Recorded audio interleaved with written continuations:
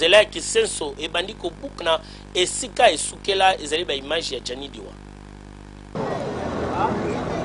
Nzela ya kisenso oyo koma lokola diamant pour la population ya kisenso parce que babosa na bapasi ya mata kita toujours na makolo. Kasi lelo population ekomi ko banga parce que esika basukisela nzela oyo mai ya mvula ebandi ko buka mabele au risque ya komona mabulu ango ekota ti et détruire boulevard na bango bazwa na pasi boyoka lokole. Nzela basali malamu mais basukisi yango na se. Are ba continuer yango ti biso koto yo ba continuer ti kuna na campus ba continuer yango te. Bosiko ndenge basuki kuna nzela ko mabulu na mabulu. Molili pe mbula soki ebeti ba camion se dynamite se stokele biso ba tonte kaka wana ki moyen. Si il y a moyen le gouvernement en place ba ozwa likanisi mususu ya ko financer pour ba continuer na nzela.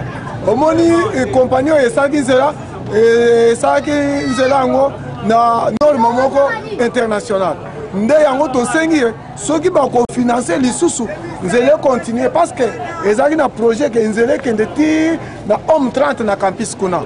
Ba konja gouvernement nzela yo bazali ko kenda na yango ti na université ya Kisasa kasi misala ekatana awa liboso ya maison communale ya Kisenso.